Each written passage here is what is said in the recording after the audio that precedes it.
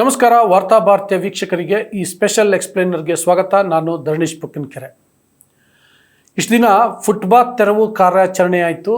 ಈಗ ಶಾಪಿಂಗ್ ತೆರವು ಕಾರ್ಯಾಚರಣೆ ಮಾಡಲಿಕ್ಕೆ ರಾಜ್ಯ ಸರ್ಕಾರ ಯೋಚನೆ ಮಾಡ್ತಿದೆ, ಚಿಂತನೆ ನಡೆಸ್ತಿದೆ ಎನ್ನುವಂಥ ಮಾಹಿತಿಗಳು ಸಿಗ್ತಿದ್ದಾವೆ. ಶಾಪಿಂಗ್ ತೆರವು ಅಂತಂದರೆ ಕೆಲವು ಮುಖ್ಯ ರಸ್ತೆಗಳಲ್ಲಿ ಮತ್ತು ಉಪ ಮುಖ್ಯ ರಸ್ತೆಗಳಲ್ಲಿ ಶಾಪಿಂಗನ್ನೇ ಬಂದ್ ಮಾಡುವಂತಹ, ವ್ಯಾಪಾರ ರಹಿತ ರಸ್ತೆಯನ್ನಾಗಿ ಮಾಡುವಂತಹ ಚಿಂತನೆಯನ್ನು ನಡೆಸಲಾಗುತ್ತಿದೆ ಎನ್ನುವಂಥ ಮಾಹಿತಿಗಳು ಸಿಗ್ತಾ ಇದ್ದಾವೆ. ಅದನ್ನು ನಿಮ್ಮ ಮುಂದೆ ಇಡ್ತೀನಿ. ವೀಕ್ಷಕರೇ, ಫುಟ್ಪಾತ್ ತೆರವಿನ ಬಗ್ಗೆ ಪರ ವಿರೋಧ ದೊಡ್ಡ ಮಟ್ಟದಲ್ಲಿ ಚರ್ಚೆ ಆಯಿತು. ಸುಪ್ರೀಂ ಕೋರ್ಟ್ನ ನಿರ್ದೇಶನ ಇತ್ತು, ರಸ್ತೆಗಳಲ್ಲಿರುವಂಥ ಫುಟ್ಪಾತ್ಗಳನ್ನು ಪಾದಾಚಾರಿಗಳಿಗೆ ಅವರು ನಡೆದಾಡಲಿಕ್ಕೆ ಅವಕಾಶವನ್ನು ಮಾಡಿಕೊಡ್ಬೇಕು, ಅಲ್ಲಿ ವ್ಯಾಪಾರ ಮಾಡಬಾರ್ದು ಅಂತೆಲ್ಲ ಸುಪ್ರೀಂ ಕೋರ್ಟ್ ನಿರ್ದೇಶನ ಇತ್ತು. ಪರ ವಿರೋಧದ ನಿಲುವುಗಳಿದ್ದು, ಹೌದು ಫುಟ್ಪಾತ್ನಲ್ಲಿ ವ್ಯಾಪಾರ ಮಾಡಲಿಕ್ಕೆ ಅವಕಾಶ ಮಾಡಿಕೊಡ್ಬೇಕು, ಅದು ಕೇವಲ ಫುಟ್ಪಾತ್ನಲ್ಲಿ ವ್ಯಾಪಾರ ಮಾಡುವಂತಹ ಅವರ ಬದುಕಿನ ಪ್ರಶ್ನೆ ಮಾತ್ರ ಅಲ್ಲ, ಫುಟ್ಪಾತ್ನಲ್ಲಿ ಕೊಂಡುಕೊಳ್ಳುವಂತಹ ಒಂದು ದೊಡ್ಡ ವರ್ಗ ಕೂಡ ಇದೆ. ಎಲ್ಲರೂ ಹೋಗಿ ಶಾಪಿಂಗ್ ಮಾಲ್ಗಳಲ್ಲಿ ಅಥವಾ ಶೋರೂಮ್ಗಳಲ್ಲೇ ಕೊಂಡ್ಕೊಳ್ಳಿಕ್ಕಾಗಲ್ಲ, ಕೆಲವು ವಸ್ತುಗಳನ್ನು ಫುಟ್ಪಾತ್ನಲ್ಲೇ ಕೊಂಡ್ಕೊಳ್ಬೇಕಾಗತ್ತೆ. ಹಾಗಾಗಿ ಫುಟ್ಪಾತ್ ತೆರವು ಸರಿಯಿಲ್ಲ. ಮತ್ತು ಫುಟ್ಪಾತ್ ತೆರವು ಮಾಡುವಂಥ ಸಂದರ್ಭದಲ್ಲೂ ಕೂಡ ಅವ್ರಿಗೆ ನೋಟಿಸ್ ಕೊಡದೆ ಏಕಾಏಕಿ ಮಾಡಿದ್ದು ಸರಿಯಿಲ್ಲ ಅನ್ನೋ ರೀತಿಯಲ್ಲಿ ಚರ್ಚೆ ಆಗ್ತಾಯಿತ್ತು. ಇನ್ನು ಕೆಲವರು ಇದರಿಂದ ದೊಡ್ಡ ಸಮಸ್ಯೆ ಆಗ್ತಾಯಿತ್ತು. ಬೆಂಗಳೂರಿನ ರೋಡ್ಗಳು ಕಿರಿದಾಗ್ತಾಯಿದ್ವು, ವಯಸ್ಸಾದಂತಹ ನಾಗರಿಕರಿಗೆ ನಡಿಲಿಕ್ಕೆ ಸಮಸ್ಯೆ ಆಗ್ತಾಯಿತ್ತು. ಮತ್ತು ಬರೀ ಶ್ರೀಮಂತರು ಮಾತ್ರ ಫುಟ್ಪಾತನ್ನು ಬಳಸುವಂಥವ್ರಲ್ಲ, ಎಲ್ಲರೂ ಬಳಸ್ತಾರೆ.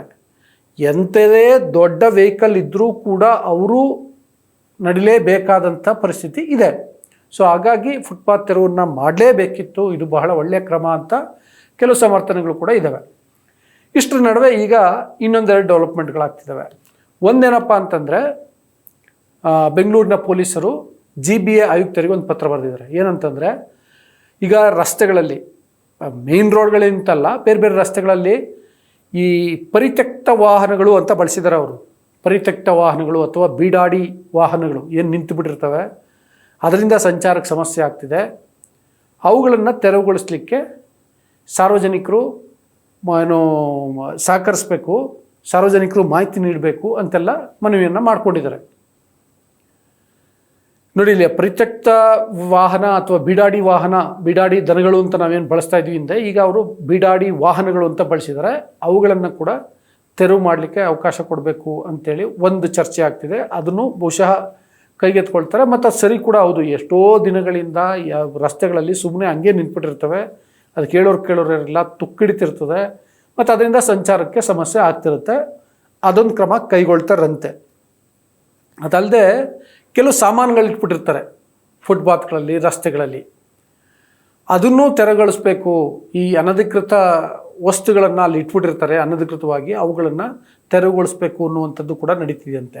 ಇದೆಲ್ಲಕ್ಕಿಂತ ಮುಖ್ಯವಾಗಿ ಮತ್ತೊಂದೇನಪ್ಪ ಅಂತಂದರೆ, ಶಾಪಿಂಗ್ ಲೆಸ್ ರೋಡ್ಗಳನ್ನು ಮಾಡಬೇಕು, ಶಾಪಿಂಗ್ ಮುಕ್ತ ರೋಡ್ಗಳನ್ನು ಮಾಡಬೇಕು. ಅಂದರೆ ಈಗ ಪ್ರಮುಖ ರಸ್ತೆಗಳಲ್ಲಿ ಅಲ್ಲಿ ಶಾಪಿಂಗಿಗೆ ಅವಕಾಶ ಕೊಟ್ಟರೆ ತಾನೇ ಜನ ಬರ್ತಾರೆ, ಫುಟ್ಪಾತನ್ನು ಬಳಸ್ತಾರೆ, ಅಥವಾ ಅಲ್ಲಿ ಕಾರ್ ನಿಲ್ಲಿಸ್ಬಿಡ್ತಾರೆ, ಸ್ಕೂಟ್ರ್ ನಿಲ್ಲಿಸ್ತಾರೆ, ಆ ಒಂದು ದಟ್ಟಣೆ ನಿರ್ಮಾಣ ಆಗುತ್ತೆ ಅನ್ನೋ ಕಾರಣಕ್ಕೆ ಪ್ರಮುಖ ರಸ್ತೆಗಳಲ್ಲಿ ಶಾಪಿಂಗೇ ಬೇಡ, ಅಲ್ಲೇನಿದ್ರು ಬರೇ ವಾಹನ ಸಂಚಾರಕ್ಕೆ ಮಾತ್ರ ಅವಕಾಶ ಕೊಡೋಣ.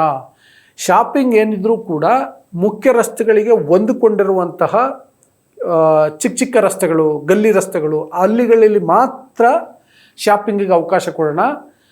ಮುಖ್ಯ ರಸ್ತೆಗಳಲ್ಲಿ ಶಾಪಿಂಗ್ ಬೇಡವೇ ಬೇಡ ಅನ್ನುವಂಥ ಚಿಂತನೆಯನ್ನು ನಡೆಸ್ತಾ ಇದೆ ಅಂತೆ ಸರ್ಕಾರ. ಇದಕ್ಕೆ ಸಂಬಂಧಪಟ್ಟಂತೆ ಈಗಾಗಲೇ ಬೆಂಗಳೂರಿನ ಪೊಲೀಸ್ ಕಮಿಷನರ್ GBA ಕಮಿಷನರ್ಗೆ ಒಂದು ಪತ್ರ ಬರೆದಿದ್ದಾರೆ ಅಂತೇಳಿ ಗೊತ್ತಾಗ್ತಾ ಇದೆ. ಇನ್ನೇನಿದ್ರು ಕೂಡ ಅಧಿಕೃತವಾಗಿ ಆದೇಶ ಹೊರಬೀಳಬೇಕು ಇದಕ್ಕೆ ಸಂಬಂಧಪಟ್ಟಂತೆ ಅನ್ನುವಂಥ ಮಾಹಿತಿ ಕೂಡ ಇದೆ. ಈ ಫುಟ್ಪಾತ್ ವಿಷಯನೇ ಇಷ್ಟೆಲ್ಲ ಚರ್ಚೆಗೆ ಕಾರಣ ಆಗ್ತಾ ಇದೆ.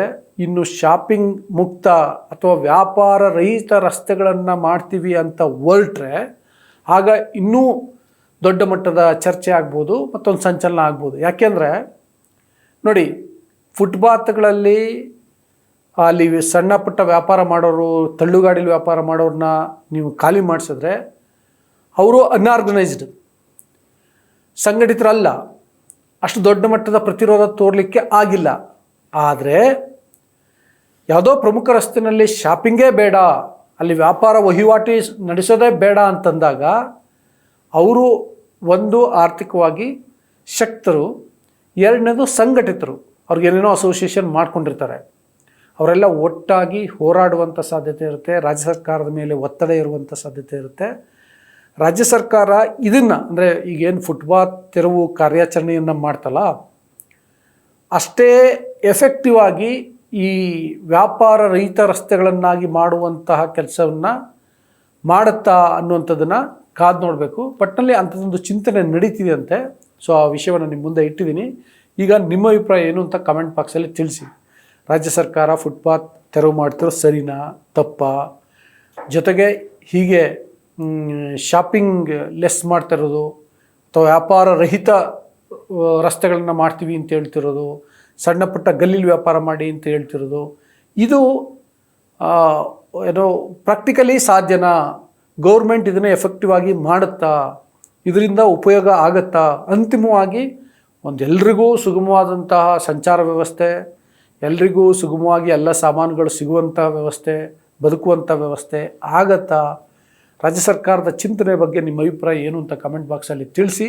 ಜೊತೆಗೆ ಇನ್ನೂ ವಾರ್ತಾಭಾರತಿಯನ್ನು ಸಬ್ಸ್ಕ್ರೈಬ್ ಮಾಡಿಲ್ಲ ಅಂದರೆ ದಯವಿಟ್ಟು ಸಬ್ಸ್ಕ್ರೈಬ್ ಮಾಡಿ, ಲೈಕ್ ಮಾಡಿ, ಶೇರ್ ಮಾಡಿ, ಬೆಲ್ ಬಟನನ್ನು ಪ್ರೆಸ್ ಮಾಡಿ. Thank you. ನಮ್ಮ ಕಾರ್ಯಕ್ರಮಗಳನ್ನು ನೀವು ನೋಡ್ತಾ ಇದ್ರೆ ನಮ್ಮ ಚಾನೆಲ್ ಅನ್ನ ಸಬ್ಸ್ಕ್ರೈಬ್ ಮಾಡಿ, ಪಕ್ಕದ ಬೆಲ್ ಐಕಾನ್ ಒತ್ತಿ ನಮ್ಮನ್ನ ಬೆಂಬಲಿಸಿ.